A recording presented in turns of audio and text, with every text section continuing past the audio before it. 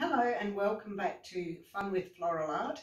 I'm Laura and today I'm going to be using this container and making a grouped arrangement. This is an ideal arrangement if you don't have a lot of any particular kind of material. You don't have a dozen roses, or you don't have a lot of one type of foliage, or you don't have a big bunch of lilies. Maybe you've only got a couple of this and a couple of that. But you still want to make something that's going to make a bit of impact and is, going to look a bit more impressive. Maybe you bought a bunch of supermarket flowers that just has a couple of this and a couple of that, and rather than just put it in a vase, you want to value add and make it a bit more impressive. So today I've got some agapanthus stems. I've got some long foxtail ferns. Got this lovely foliage with the red tinge.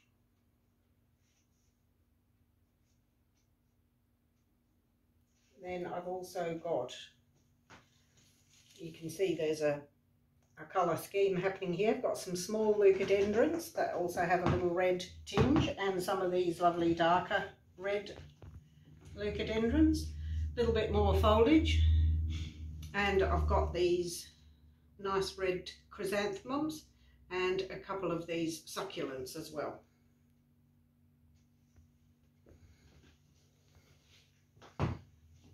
Okay, so this is a pretty substantial kind of a container. It's fairly tall and fairly solid.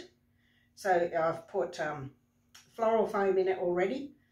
A little bit of a jigsaw to get the pieces in. It took a couple of bricks altogether. The container also, it was actually a pot plant and it had a hole in the bottom, but I've lined it with plastic and I've soaked the foam, so that's all ready to go. So I'll start off with my taller line materials, and for that the agapanthus sticks are ideal. Give everything a nice fresh diagonal cut. So these will go towards the back of the arrangement.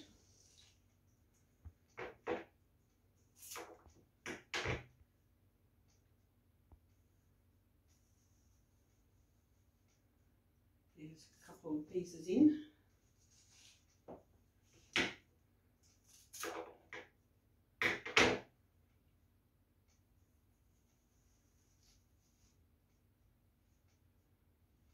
So that's the first element in towards the back, what will be the back of the arrangement.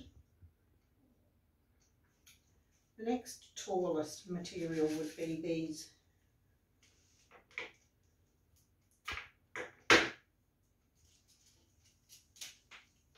foxtail ferns, which are a bit spiky to work with. They're a bit lower.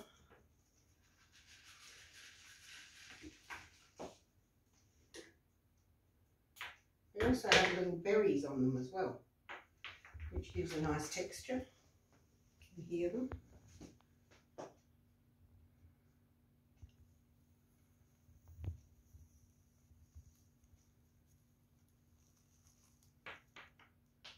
There goes one. So there's two elements in now. And I've only used 2 or 3 of each element. Our focal area will be down around about here.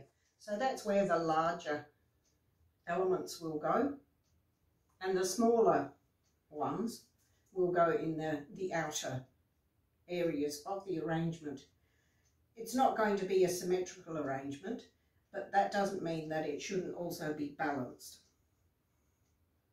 So I might start adding some of the smaller leucadendrons towards the back of the arrangement. These are quite tall.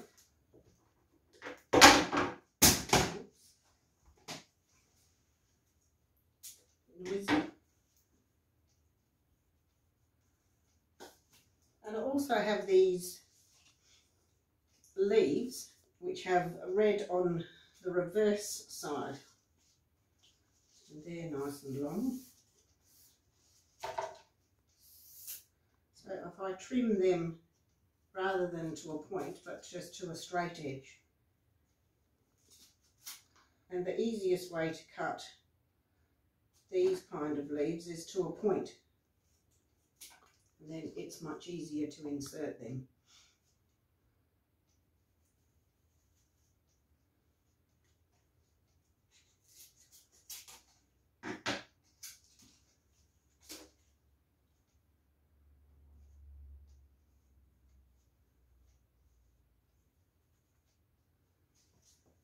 One more.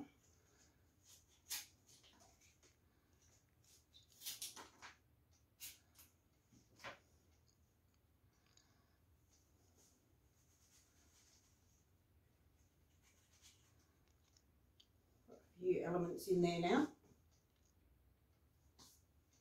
Got these lovely shiny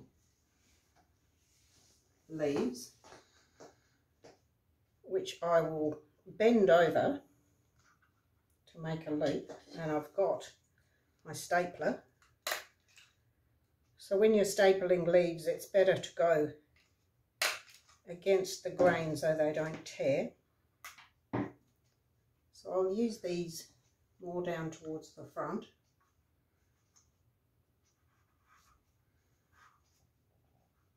I don't have a very long stem.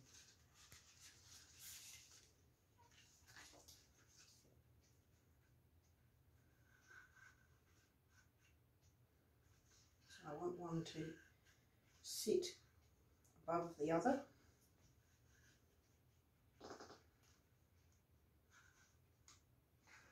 Like that.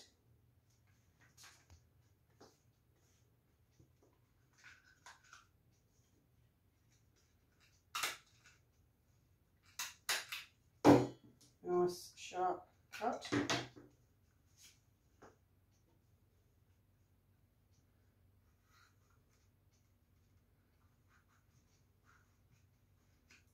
That's 3 of them now. These are the largest elements that I'm going to be using, so these will be in the focal area. Quite often with these succulents, they don't have a very long stem, but I have been able to find a couple that do have quite a nice long stem. So that was very handy. So one is smaller than the other. So one I'll have up a bit higher. In the arrangement.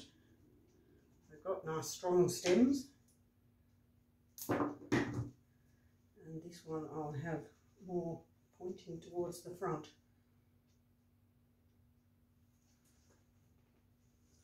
So I'll now use some of these nice red leucadendrons, which will also be in the focal area.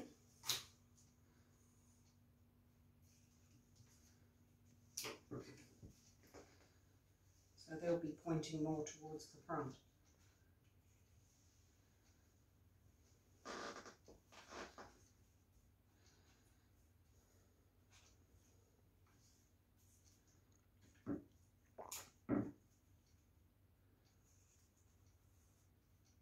And they're good for filling up the gaps.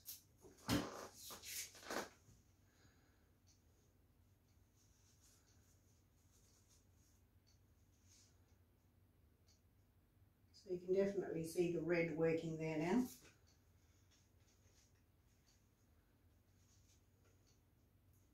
These are red tinged leaves. I'll try using some of these next. They do tend to get a bit ragged around the edges, but you can trim them.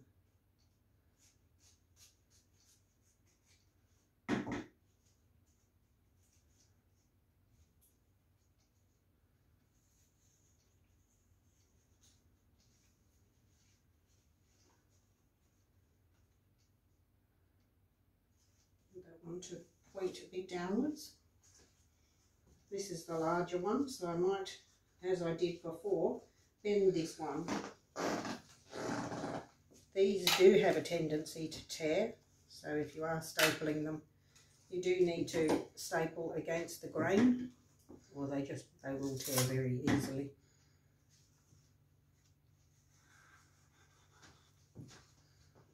When you're placing one on top of another, it's called shadowing, that technique. I'll use some of these nice red chrysanthemums now and fill in some of the spaces that I've got.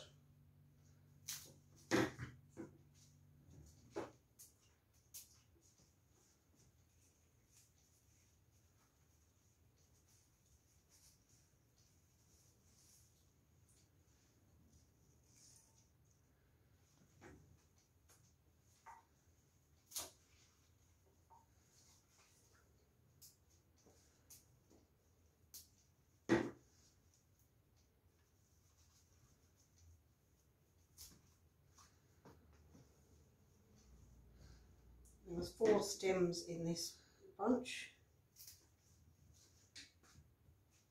So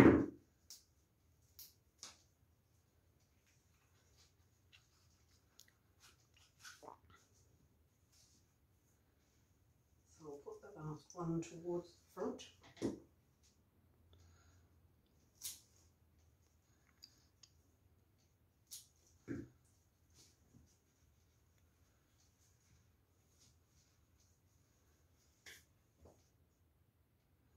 I'll now use some of the foliage to fill any gaps that I might have.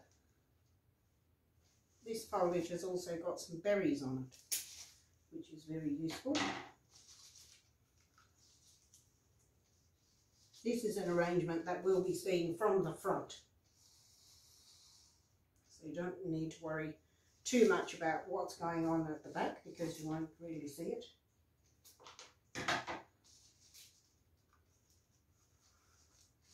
It will be seen from the side, so we do need to cover up any of those gaps.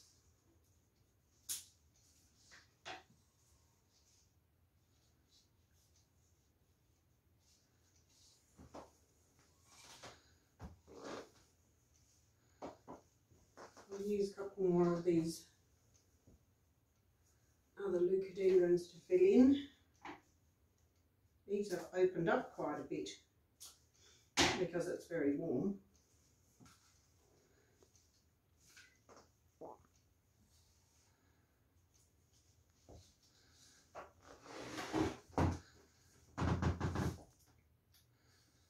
So there you can see it's fairly full now.